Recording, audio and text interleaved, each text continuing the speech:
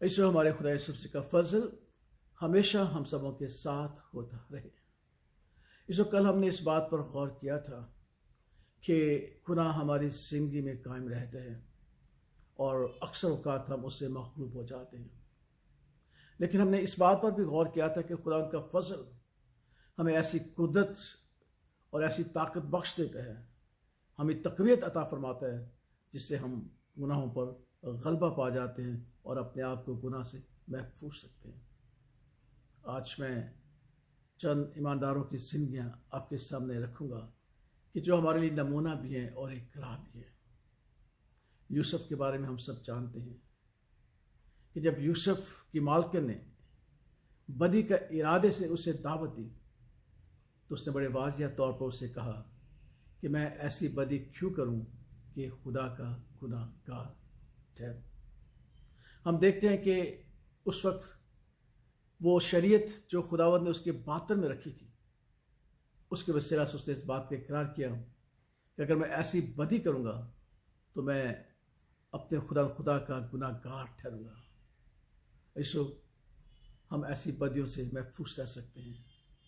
اب تو خدا کا کلام ہم پر اور زیادہ طور پر واضح ہوا، جو مقدس پالس رسول نے ہمیں کہا ہے کہ بھائیو حرام کاری سے بھاگو، کیونکہ جتنے گناہ انسان کرتا ہے وہ بدن سے باہر کرتا ہے، بلکہ حرام کار جو ہے وہ اپنے بدن کو بھی گناہ گار ٹھہراتا ہے۔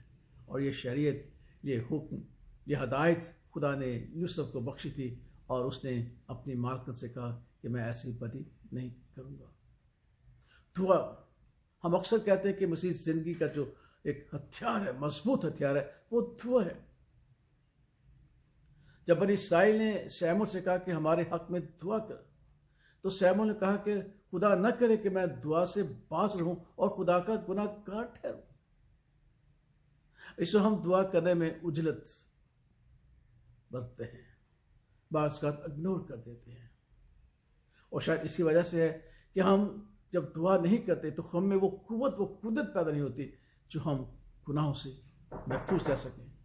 اس لیے خدا ان کا پاک کلام ہمیں سکھاتا ہے کہ ہمیں دعا کرنی چاہیے، اور ہم دیکھتے ہیں کہ سیموئیل نے کہا کہ میں دعا کرنے سے باز نہیں رہوں گا، کیونکہ میں جانتا ہوں کہ اگر میں دعا نہ کروں گا تو خدا کا گناہ گار ٹھہروں گا۔ اس لیے ہمیں چاہیے کہ دعا کو اپنی زندگی میں قائم رکھیں تاکہ ہم گناہوں سے محفوظ رہ سکیں۔ ایک اور خاص بات ہے، ہم خدا کا شکر کرتے ہیں کہ جب ہم نے خدا یسوع مسیح کو قبول کیا تو ہم نے خدا یسوع مسیح کو پہن لیا ہے۔ موسیٰ نے ہارون اور اس کے بیٹے کو کہا کہ یہ مقدس لباس تم پہنا کرو، تاکہ جب یہ مقدس لباس تم پہنو گے تو خدا ان کے نزدیک تم گناہ گار نہیں ٹھہرو گے۔ جس طرح خدا نے ہارون اور اس کے بیٹوں کے لیے کہانت کے لیے لباس بنائے تھے اور وہ پہنتے تھے، اور وہ خدا کے گناہ گار نہیں ٹھہرتے تھے، کیونکہ وہ گناہ پر غلبہ حاصل کر لیتے تھے اس لباس کے وسیلہ سے۔ تو خدا یسوع مسیح نے بھی ہمیں اپنا لباس دیا ہے، اور کلام کہتا ہے کہ یسوع مسیح کو پہن لو، تو ہم کسی گناہ سے ہم مغلوب نہیں ہوں گے، اور نہ ہم خدا کے گناہ گار ٹھہریں گے۔ یسوع مسیح آج اور کل بلکہ ابد تک یکساں ہے۔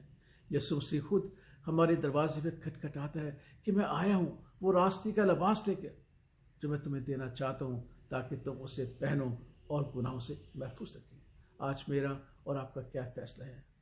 کیا ہم ایسی بدی سے باز رہیں جس کے وسیلہ سے ہم گناہ گار ٹھہرتے ہیں؟ کیا ہم دعا سے باز رہیں کہ ہم پھر گناہ گار ٹھہریں؟ کیا ہم اس لباس کو اتار دیں جو یسوع مسیح کے وسیلہ سے ہم نے پہنا ہے؟ اس لیے ان باتوں پر غور کیجیے گا، اور اپنے آپ کو، اپنی اولاد کو، اپنے گھرانے کو گناہوں سے محفوظ رکھیں تاکہ ہم خدا ان کے گناہ گار نہ ہو سکیں۔ آمین۔